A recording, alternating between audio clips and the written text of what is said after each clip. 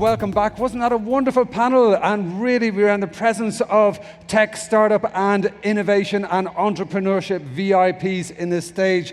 Of course, we're talking about the entrepreneurial nation, and now we're going to have a very special, another VIP panel, which is all about promoting public-private collaboration for the transformation of the country. There's such an opportunity here for the entrepreneurial nation. It's something that South Summit has been championing and driving for almost 10 years, and it's very exciting to be a part of it. So we have some fantastic rockstar speakers who are going to join you right now and speak about this very exciting topic. It's the grand finale of our day here at the Next Big Thing stage. So I'd like you to give them a big, warm South Summit round of applause when they come on stage. I'll introduce them one by one. First of all, please welcome our moderator, who is the director of the Office of the High Commission for Spain Entrepreneurial Nation. Please welcome to the stage Albert Medran. Thank you, Albert. Muy bien. And please welcome to the stage David Pistoni, the co-founder and CEO of Zeleros. Welcome, David. Thank you for joining us. Next, we have Inés Vázquez, who's a co-founder of Adalab. Welcome to the stage, Inés. Thank you.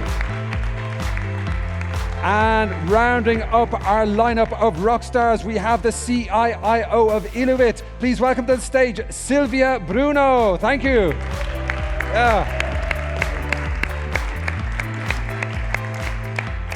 Okay, Albert and VIP guests, the stage is yours. Thank you. Muchas gracias. Buenas tardes a todos y a todas. Acabamos de tener un panel, una conversación anterior súper interesante sobre precisamente lo que vamos a hablar ahora, ¿no? de esa brecha que hay que cerrar entre lo público y lo privado. Creo que especialmente en un entorno como South Summit, en un panel con personas como vosotras, es evidente que todos reconocemos el valor del emprendimiento innovador para transformar el país, para realmente poner las bases que nos permitan crecer y que nos permitan no solamente que la economía vaya mejor, sino sobre todo que nadie se quede atrás.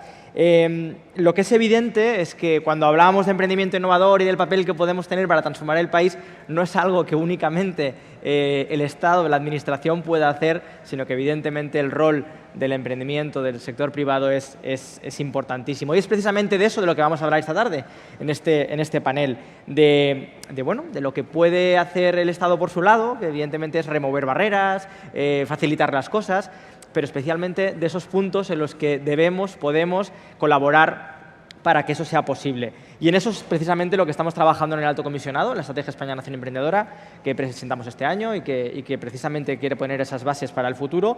Y, de hecho, pues tal y como comentaba el Alto Comisionado hace justo unos minutos, pues es evidente que estamos avanzando a gran velocidad y que estamos en un momento clave para cerrar esa brecha que existe entre dos mundos que lógicamente tienen que colaborar. Y estos dos ámbitos pues tienen que sumar fuerzas y creo que las personas que tenemos hoy aquí son ejemplo de ello. Voy a presentarlas muy rápidamente. Son tres líderes del sector del emprendimiento que conocen muy bien de lo que vamos a hablar. Tenemos a Silvia Bruno, directora de Innovación y Tecnología en el Grupo Red Eléctrica, David Pistoni, cofundador y CEO de Zeleros, e Inés Vázquez, cofundadora de Adalab. Silvia, vamos a empezar contigo. Red Eléctrica es una compañía que opera en un sector regulado, que forma parte del SEPI, de la Sociedad Estatal de Participaciones Industriales, una empresa pública, y a pesar de ello habéis hecho una apuesta más que decidida por la innovación abierta. ¿Qué habéis aprendido de trabajar en esta confluencia entre el mundo público y el mundo privado? Pues lo primero, muchas gracias por invitarme. Nosotros hemos suscrito también la alianza con el Alto Comisionado. Creemos en todo lo que se está haciendo. Y bueno, el Grupo Red Eléctrica al final es un gestor de infraestructuras esenciales, fundamentalmente el transmisor y operador del sistema eléctrico, pero también en el sector de las telecomunicaciones a través de capacidad satelital y también de prestador de servicios de fibra óptica oscura. Servicios, electricidad y telecomunicaciones, dos sectores en un cambio de paradigma sin precedentes. Claro, ante esos retos externos, la innovación que hacía el grupo, que era muy potente, necesitaba de más herramientas, de colaborar de otras maneras con los actores del ecosistema. Por eso hace 2 años se creó la plataforma, que lo que hacemos desde Elewit, desde la plataforma, es impulsar aún más, si cabe, la innovación que se venía haciendo, porque los retos externos que tenemos son de enorme magnitud. A partir de ahí, ¿qué hemos hecho? A la innovación que se venía haciendo en el grupo, muy potente. De ahí, por ejemplo, que tengamos en España un centro de control de renovables que es puntero en el mundo, con lo que demuestra que la innovación se venía haciendo. Evidentemente, hemos añadido todas las capacidades de un equipo multidisciplinar que potencia y multiplica las oportunidades al colaborar con distintos agentes. Hemos introducido la colaboración con startups, desde luego. Colaboramos, estamos lanzando el 3er programa de nuestro Venture Client, que es una manera en un fast track de colaborar de manera muy rápida, introducción ágil de tecnología, escalarla dentro y ser adoptada. A partir de ahí estamos lanzando muchas más iniciativas y lo que nos hace, pues como estábamos diciendo, es multiplicar las oportunidades. La verdad es que la manera de colaborar con actores distintos, da igual la nacionalidad, da igual el tamaño de los mismos, lo que nos hace muchísimo es agilizar el afrontar esos retos. El probar de una manera rápida, pero nosotros siempre decimos que medimos el éxito por la colaboración final y la adopción de soluciones.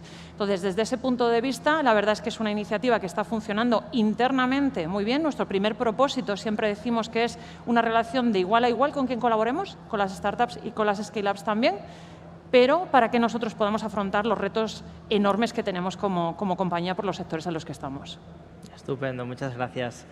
David, en Celeros estáis montando una muy grande, porque básicamente estáis desarrollando el despliegue del sistema Hyperloop en Europa. Y en ello es evidente que la participación del sector público tiene que estar en algún lugar. ¿Cómo está siendo ese proceso? ¿Hacia dónde vais? Bueno, muchas gracias también, lo primero, por la invitación. Es un placer siempre participar y no detrás de la pantalla, ¿no? que había ganas también de compartir este tipo de ponencias. Y por nuestra parte, como bien dices, el sector público es fundamental en un despliegue de un nuevo medio de transporte como es Hyperloop.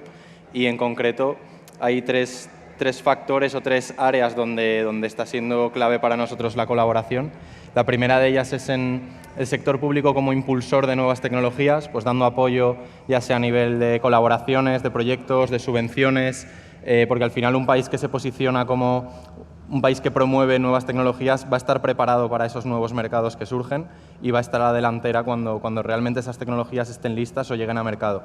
Tanto a nivel de innovación evolutiva como innovación disruptiva, nosotros vemos ahí que es muy importante la colaboración entre las tecnologías y la parte privada y el sector público para empujarlas y estar listo como país para recibirlas. La segunda parte es que en nuestro caso el sector público es también un cliente en sí mismo.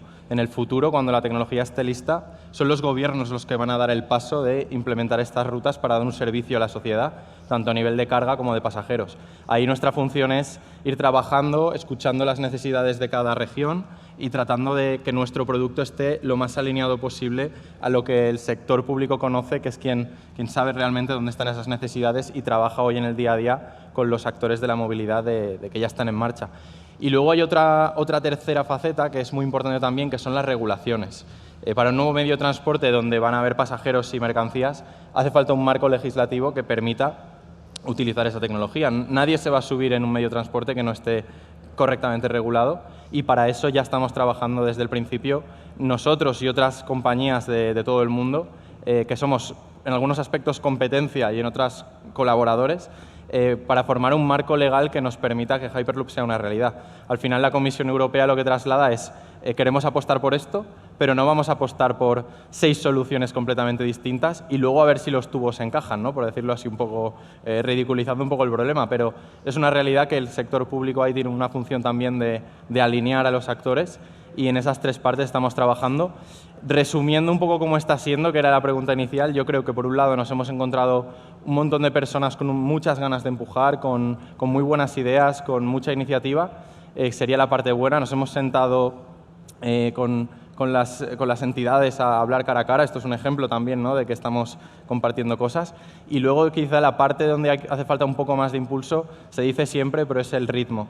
El ritmo que lleva una entidad pública y el ritmo que lleva una startup a veces son diferentes por la estructura que llevan. Yo creo que la brecha más importante es, en este aspecto, el intentar equilibrar un poco esos ritmos y que las necesidades de las startups y las capacidades de la parte pública aceleren en ese sentido y estén más alineadas. Estupendo. Inés, talento, empleabilidad son claves para que la gente pueda tener un proyecto de vida, para que en el fondo pues, pueda ser feliz, ¿no? Y eso evidentemente es lo que hace que esta cuestión sea realmente o deba ser cada vez más una política de Estado, porque es la que nos puede dar ese futuro. Me gustaría que nos contaras lo que estáis haciendo en Adalab y cómo podéis complementar a lo que ya hace el sector público en algo tan básico y tan importante como es la formación. Pues nada, muchas gracias también por invitarnos y por poder compartir con vosotros nuestra opinión. Y pues Adalab es una escuela tecnológica online para mujeres y lo que hacemos es formar y acompañar a mujeres que buscan un giro profesional más cerca de lo que ahora piden las empresas, ¿no? Más próximo a las nuevas necesidades de las empresas. Y nuestras alumnas son mujeres que tienen casi todas estudios universitarios, pero que esas carreras no les ha abierto las puertas a profesiones de calidad. Entonces, lo que hacen en un momento dado, toman la decisión de reinventarse en el sector tecnológico. Ahora mismo tenemos cursos de programación y de ingeniería y análisis de datos para buscar justamente esa carrera profesional que no han encontrado por otras vías. Tenemos un ratio de inserción global desde que empezamos de un 90% y, por ejemplo, en este último año de pandemia y de crisis hemos conseguido un ratio de inserción del 82%. Y lo que buscamos, tenemos un doble objetivo social. Por un lado, el tema de empleabilidad, que ya he mencionado, y por otro lado, romper la brecha en el sector tecnológico, que a pesar de que está creciendo y es un sector crucial y puntero, las mujeres, las profesionales del sector, las mujeres solo representan un 15%. Entonces, nos parece muy importante tanto que las empresas se puedan aprovechar del talento femenino, que somos el 50% de la población, como las mujeres también de las oportunidades que brinda el sector. Y en cuanto a la complementariedad, yo creo que algo que es un poco, coincido también con David en los tiempos, ¿no? O sea, algo que puede hacer Adalab como iniciativa privada es pues buscar formaciones. La tecnología está cambiando continuamente, entonces nosotros adaptamos nuestro currículum a las nuevas necesidades que son cambiantes. Entonces, esa capacidad de responder a las nuevas necesidades, creo que el sector público educativo es algo que le cuesta mucho porque, bueno, pues es otra dimensión y sí que complementarnos en esa labor creo que sería algo positivo para ambos, ¿no? Estupendo. Os lanzo una pregunta, a ver si también tenemos un poquito de debate. ¿Por qué creéis que es importante que el sector del emprendimiento trabaje con la administración pública? A ver quién se moja. Todos no, ¿eh? A ver, empiezo yo. Yo creo que es fundamental porque al final la parte pública, digamos, que es quien está teniendo esa visión, ¿no? y trata de dar esa estructura o esa forma al final a la sociedad y ofrecer lo que es necesario en los diferentes ámbitos y teniendo esa visión general desde el gobierno. Y de ahí hacia abajo caen muchísimas ramas que impactan directamente con lo que el sector privado está haciendo, ¿no? Eso de entrada, al final, aunque son, digamos, dos terrenos de juego, están jugando en el mismo lugar. Si no hay entendimiento entre las dos partes, va a llegar un momento que tu producto no va a poder salir al mercado porque no sabes el proceso de regulación o de certificación, estás solucionando algo que realmente luego, pues a nivel social tenía una necesidad distinta o no está alineado con lo que se necesita en alguna cosa que tú no tenías en cuenta. O si, por ejemplo, en nuestro caso, nosotros somos un desarrollo tecnológico que tiene unos tiempos parecidos a biotecnología o farmacia, que requiere de un tiempo de I+D largo para luego llegar a tener el producto listo. Pues nosotros, en nuestro caso, por ejemplo, en España no hay suficiente venture capital de hardware que esté acostumbrado a invertir en este tipo de proyectos. Si desde el gobierno eso se percibe y se empuja para saltar esa brecha que hay entre los primeros años de desarrollo y cuando el producto está terminado, el país está ganando competitividad en este tipo, por ejemplo, de iniciativas tecnológicas. Y así yo creo que cada área tiene sus puntos de intersección donde el sector público y el privado juntos, ambos salen ganando y que identificándolos y hablando mucho, que yo creo que es lo más importante, podemos sacar ventaja a las dos partes con total seguridad. Sí, yo, por ejemplo, desde el punto de vista de un emprendedor, una emprendedora, pues el Gobierno yo creo que juega un papel importantísimo en ponerte facilidades para poder emprender, ¿no? O sea, yo venía un poco reflexionando sobre por qué es tan importante, ¿no? Y en nuestro caso, por ejemplo, Rosario y yo como emprendedoras, o sea, hay temas, ¿no? Como al principio, cuando decides emprender, ¿cómo haces, ¿no? ¿Con qué ahorros, con qué colchón, qué es lo que tengas con inversión para hasta que llegas a ganar dinero, ¿no? Con el emprendimiento, ¿no? Y entonces hay cosas como poder capitalizar tu prestación por desempleo, el poner una serie de facilidades que son importantísimas para poder dar ese paso y una vez que ya tienes el paso, ya tienes la empresa montada, pues temas de incentivos, de impuestos, son fundamentales para que tu emprendimiento salga adelante y pueda sobrevivir, ¿no? Entonces yo creo que el sector privado es fundamental en abrir las puertas y en poner facilidades, sobre todo. Nada más que añadir, yo creo que facilitarlo de una manera clara y en muchos casos donde está asociada la tecnología, complementando lo que decía David, de largo recorrido, tractor a través de compra pública, todos esos programas son súper útiles, son muy útiles para todos, incluso para las propias empresas privadas que trabajamos con el emprendimiento, también que haya esas políticas públicas que faciliten y que nos hagan fácil a nosotros también muchas veces, que hay mucha legislación a veces que es muy compleja, ¿no? Y que, os voy a poner un ejemplo, cuando nosotros invertimos y colaboramos de una manera, invirtiendo directamente en alguna compañía, no tiene consejo, creas unos órganos de gobierno, pero la ley contable te considera que tienes influencia significativa, entonces te obliga a complejidad contable que a algunas corporaciones les puede echar para atrás. Siempre hay maneras de resolverlo, ¿no? Entonces, yo creo que si además lo público colabora con el emprendimiento, también se dará cuenta de una manera directa del efecto tractor, más a veces a eliminar algunas complejidades que son históricas y que en el día a día te vas encontrando. Por eso es tan importante. Yendo un poco hacia saliendo un poco de lo público y yendo ahora hacia lo privado, desde vuestra perspectiva, sobre todo, no solamente desde vuestro proyecto, que habéis lógicamente visto la evolución, sino también sois personas que sois referentes en el sector, que habláis con muchísima gente, que conocéis perfectamente los retos que puedan tener otros emprendimientos. ¿Qué sensación tenéis sobre la evolución de ese punto de trabajo conjunto o de la importancia que le daban o no le daban los emprendimientos hace unos años a esa necesidad de interlocutar y de estar al día de las políticas e intentar influenciarlas? ¿Cómo lo habéis percibido por vuestra parte? ¿Empiezo yo, si queréis? La verdad es que yo creo que se percibe de una manera muy positiva, ¿no? Porque además yo creo que es un elemento que vertebra muchas cosas.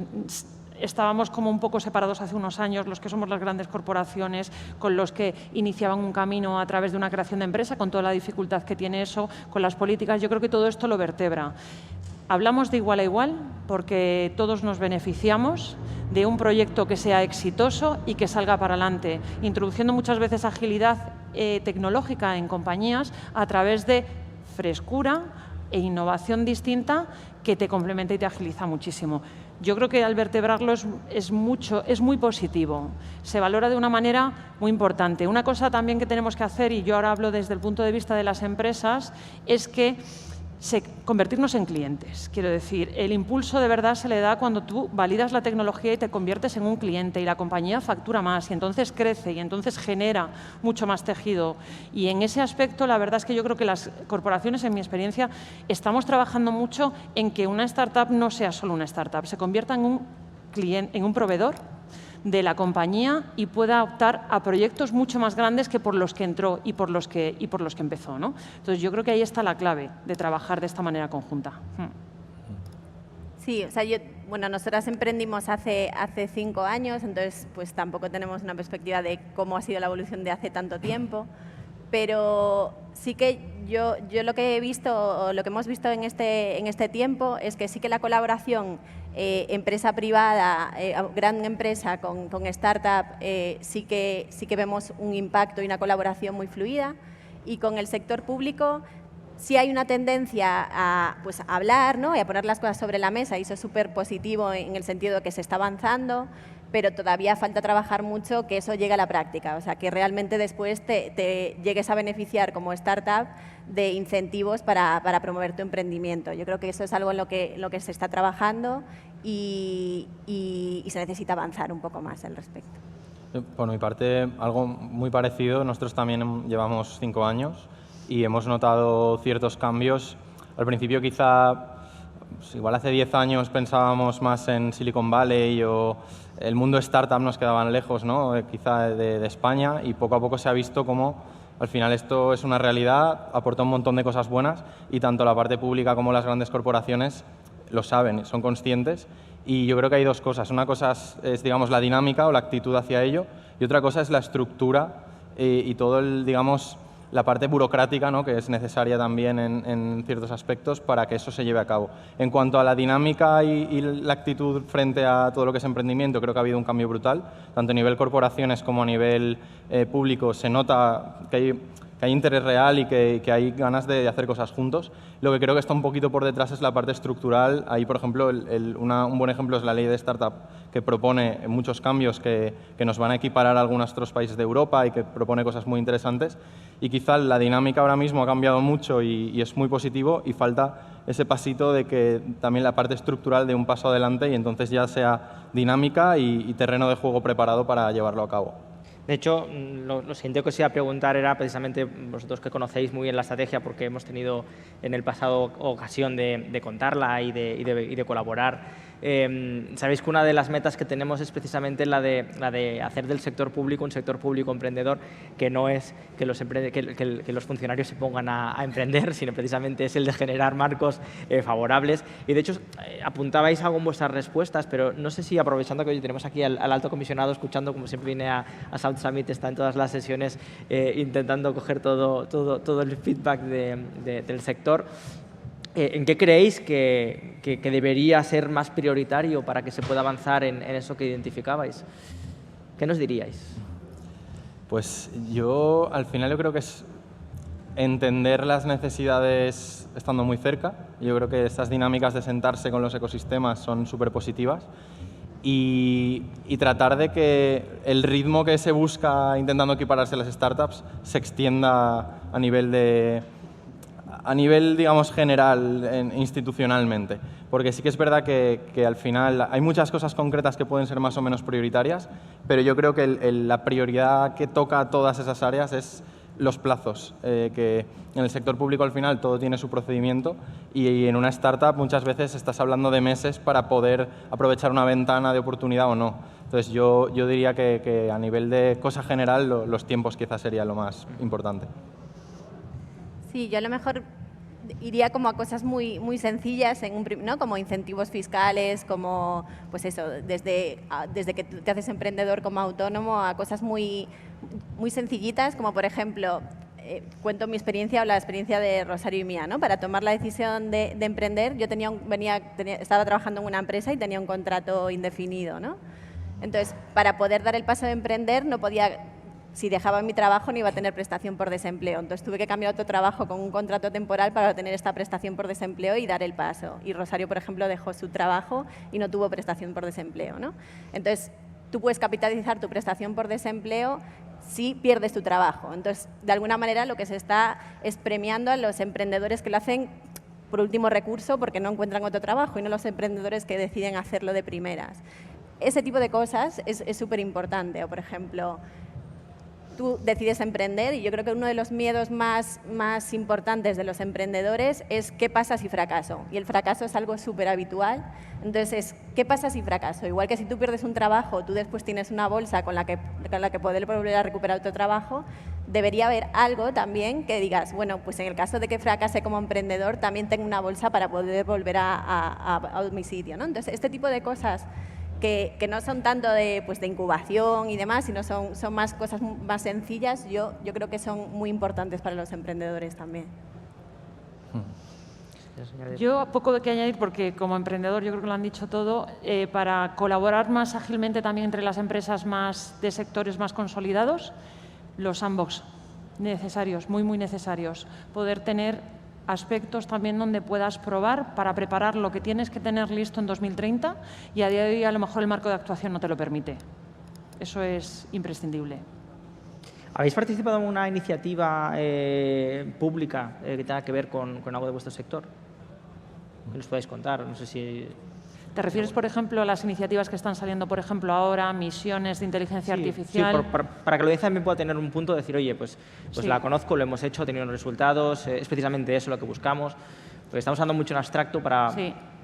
Nosotros hemos participado en las que están saliendo y estaban alineadas con nuestro foco de innovación. Por ejemplo, en la que lanzó durante el mes de julio la Secretaría de Estado de Digitalización e Inteligencia Artificial, había un eje que impacta directamente, que era redefinir la red eléctrica del siglo XXI a través de inteligencia artificial.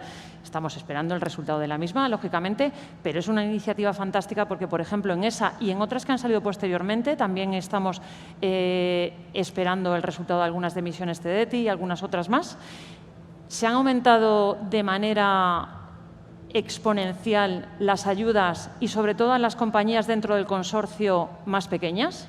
Es imprescindible para que se lancen a innovar. Yo creo que se estructuran unas reglas del juego que permiten que haya representados todos los actores, un centro tecnológico, que haya una gran empresa, que haya empresas pequeñas, sean startups o no, porque puedan tener...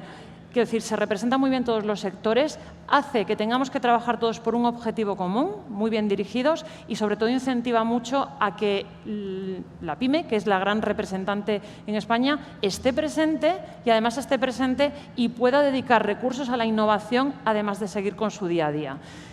El resultado de estas últimas, bueno, es que no ha sido todavía, ¿no? Quiero decir, encantados de que pudiésemos poner en marcha esos proyectos que están saliendo, que la verdad es que... bueno, pues encajan perfectamente con nuestras líneas de trabajo. No sé si vosotros también tenéis alguna experiencia en este tipo de políticas. Bueno, nosotros hemos participado, por ejemplo, en proyectos en consorcio con ayudas públicas para lograr pues, ciertos desarrollos, combinando pues, centros de investigación, proyectos, eso a nivel regional, nacional y europeo. Y, por ejemplo, también hemos presentado junto a otras empresas y organismos MDIs del tema de los fondos europeos, que está en proceso, el de los Next Gen, y que también son temas muy interesantes donde la parte pública tiene un papel fundamental. Y a nivel regulatorio, a nivel de todo lo que es poner en común el desarrollo y que los diferentes países propongan su punto de vista, también estamos participando y, de hecho, España preside lo que es el grupo de normalización europeo de Hyperloop. O sea, tenemos muchos expertos en alta velocidad, tanto en el sector público como privado, y en este tipo de iniciativas que vienen de la Comisión Europea, pues ahí, por ejemplo, España está dando un paso adelante y estamos muy bien posicionados.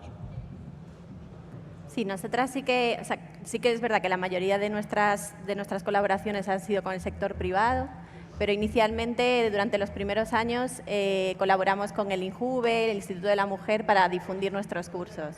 El problema también es que la mayoría de nuestras alumnas vienen de una situación de desempleo, ¿vale? El 70% están desempleadas, y para la difusión de nuestros cursos con el sector público, en un momento dado nos encontramos una barrera porque, al no ser formación gratuita para personas desempleadas, pues tenían algún problema con la difusión, ¿no? Entonces, ahí hay ciertas barreras también de colaboración con el sector privado que sería genial que se pudiesen superar porque nosotros nos podríamos beneficiar mucho, y las mujeres, si nuestro proyecto, por ejemplo, se llegase a difundir más. Y esa fue la colaboración que hicimos inicialmente. Me os quería preguntar, antes de, ya nos queda poco y haremos también un turno final de cierre, quería preguntaros también por un poco la institucionalización que también debe darse en vuestro sector, en el sector del emprendimiento innovador, ¿no? En cómo os gustaría que, teniendo esta oportunidad que supone el emprendimiento, que básicamente siempre es preguntárselo todo y cambiar casi todo de raíz, vosotros estáis aquí creando un nuevo medio de transporte, vosotras estáis cambiando la manera de aprender, vosotras estáis dándole la vuelta absolutamente a todos los retos que tenemos por delante como sociedad. Vamos a hacer también el ejercicio hacia adentro, hacia cómo se organiza el sector del emprendimiento innovador para poder tener esa voz que hable no solamente desde vuestra perspectiva bueno, pues como empresa, sino como sector. ¿Qué os gustaría ver por vuestra parte en ese sentido, a nivel de institucionalización del propio ecosistema.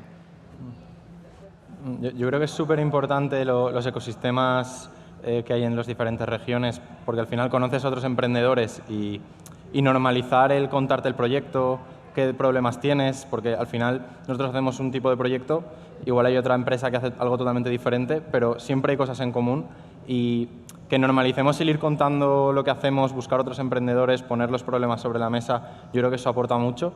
Y creo que también es importante que se quiten los tabús, por ejemplo, a veces parece como que emprender está idealizado, ¿no? Y dices, voy a emprender y ya te imaginas que en 3 años vendes tu empresa, te compras un yate y te vas por ahí a dar un paseo.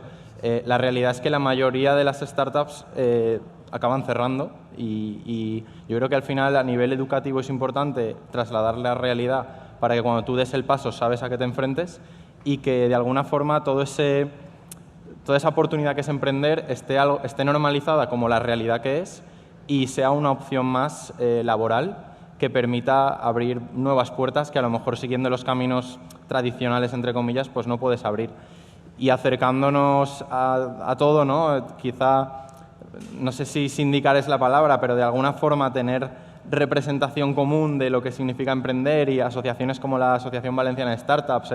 Aquí en Madrid también hay ese tipo de asociaciones. O sea, unirnos y que en algunos aspectos tener una única voz para este tipo de cosas, yo creo que es muy positivo también. Sí, yo en ese sentido sí que creo. Nosotras desde que comenzamos hemos tenido muchísimo apoyo desde Google for Startups, de otras iniciativas que apoyan el emprendimiento y nos hemos sentido súper arropadas y gracias a muchas de esas iniciativas estamos aquí hoy. Entonces, en cuanto a lo que se hace, yo diría seguir haciendo lo mismo, ¿no? Y con más recursos y con más impacto, pero no veo unas necesidades claras de se tendría que hacer esta otra cosa, ¿no? Creo que seguir apoyando y dotar más recursos. Y en cuanto a nivel educativo de qué es el emprendimiento, estoy totalmente de acuerdo con David. O sea, debería haber más pedagogía, ¿no? Que desde el colegio y sobre todo en las universidades también, pues se conozca el emprendimiento como una opción más, se sepa que es algo que te puedes plantear también y que podamos tener en España pues más emprendedores, ¿no? Que se vea como una opción. Por ejemplo, David me comentaba que su emprendimiento salió de un proyecto fin de carrera. Pues ese tipo de incubadoras, por ejemplo, de proyectos fines de carrera ya desde el inicio creo que son fundamentales para fomentar el emprendimiento. En esa parte mi visión no es tanto de emprendedora, lógicamente, pero sí en la relación con la colaboración que tenemos con los emprendedores. Nosotros lo que tratamos es de dar mucha visibilidad interna de los proyectos, de la colaboración, de la potencia de muchísimos proyectos y de los proyectos con los que estamos colaborando. Y lo que hemos hecho para fomentar ese Spirit Book que estábamos hablando, pero con la realidad de lo que es ser emprendedor, nosotros acabamos de lanzar nuestro primer programa de intraemprendimiento. Está en fase de recibir esas propuestas, pero sí que es acercar la realidad de trabajar con una startup a hacerlo incluso desde dentro con el apoyo de una gran compañía. Entonces, ahí lo que queremos hacer sobre todo es utilizarlo como potencia de cambio cultural que necesitamos para afrontar esos retos que hemos dicho, ¿no? Y de la evolución que nos está pidiendo la sociedad absolutamente a todos. Entonces, nuestra visión desde ese punto de vista, no como emprendedor, sino como apoyar al emprendimiento, pero porque creemos en él como una ventaja competitiva para la propia compañía, es que los empleados del grupo estén muy cerca de lo que significa e incluso tengan las oportunidades de hacerlo. En un marco estupendo, claro, porque con un soporte de una gran compañía, ¿no? Pero son los programas en los que nos estamos embarcando para dar esa visibilidad y dar esas oportunidades también internas. Estupendo. Pues vamos a ir cerrando, si os parece, y os voy a hacer un ejercicio un poco arriesgado. Vamos a ponernos en año 2030, después del desarrollo de la estrategia. Me gustaría que cerráramos ya con esa idea de qué os gustaría ver de aquí a 9 años en ese punto de colaboración público-privada. Y aquí viene el punto más emprendedor. ¿Y qué creéis que podéis hacer vosotros desde vuestro rol como emprendedores, como gran empresa que aglutina también al ecosistema, para que esa visión que tengáis lleguemos a ella en 2030? Pues si queréis empiezo yo ahora. Nosotros creo que tenemos que seguir aportando el exportar ese conocimiento nuestro, ponerlo a disposición. Nosotros en los programas que tenemos con colaboración con emprendedores no ponemos a disposición solamente recursos económicos, ponemos expertise, ponemos posibilidad de trabajar con nosotros e incluso dentro de esos sandbox activos donde se pueden probar determinadas cosas. Yo creo que esa es la palanca para hacerlo y luego además convirtiéndonos en clientes pues ayudamos a esa facturación, ¿no?, mayor de la compañía. Desde mi punto de vista, esos programas bien enfocados desde el punto de vista de la colaboración bien entendida, creo que son muy útiles. Hacer hacia aguas adentro de las grandes corporaciones, ver las ventajas de la innovación abierta. Es muy difícil medirla, pero hay que medirla con pocos indicadores muy relevantes para que se vean los resultados que da. Tratar, que eso es el trabajo de los que estamos entre el mundo emprendedor y trayendo la innovación hacia adentro, de hacer esos caminos más rápidos, mucho más rápidos, para que se pueda probar mucho más. Y yo creo que con esa voluntad la colaboración sale sola. En cuanto que empiezas a tener determinados resultados, la colaboración sale sola. Entonces, desde mi punto de vista, eso es nuestro rol, además por el papel esencial que jugamos dentro del Grupo Red Eléctrica en muchos sectores esenciales de la sociedad. Y a la estrategia, pues yo creo que ha marcado los pasos, que entre todos dejamos que se implante, que sigamos en todo siempre el simplificar, el hacer las cosas fáciles y sencillas, y para mí eso sería, vamos, es que al final fluirá todo, marcando los pasos y cumpliendo los pasos que se han marcado en la estrategia. Pues bueno, a mí me encantaría que en el 2030, pues eso, que cualquier persona que pudiese emprender y que quisiese emprender, pudiese emprender, no se encontrase barreras, que los emprendedores, que hubiese más mujeres emprendedoras, muchas más, y eso, y que ver a mi alrededor también, no dentro de mi contexto emprendedor, sino fuera de él, que viese mucha más gente que emprende, no tan poquitas personas. Y nosotras lo que podemos hacer es pues también visibilizar lo que hemos hecho. Al final se necesita también esos referentes, ¿no?, que nosotros hablamos en tecnología mucho de los referentes femeninos, ¿no?, y poder ser esos referentes y apoyar a nuevos emprendedores y emprendedoras a dar ese salto, ¿no?, a través de nuestra experiencia. Por mi parte, totalmente de acuerdo. O sea, que esto esté un poco más normalizado, que tengamos esas vías quizá más ágiles para dar el paso y quizá en nuestro caso también que haya un poco menos de adversión al riesgo en proyectos que son quizá un poco más disruptivos, que rompen con el mercado actual, ¿no?, que quizá en Estados Unidos, por ejemplo, está un poco más normalizado. Y por nuestra parte, lo que ya se ha dicho, el seguir trabajando duro, y hace falta también referentes, casos de éxito para que la bola siga girando y que nosotros los que ya estamos en marcha pues sigamos ahí a tope. Que en los eventos se ve lo bueno y demás, pero detrás hay mucho trabajo y muchos ratos difíciles y que todo eso haga sus frutos. Estupendo, pues muchísimas gracias por haber participado en este panel y gracias también a todos vosotros y vosotras por estar aquí esta tarde.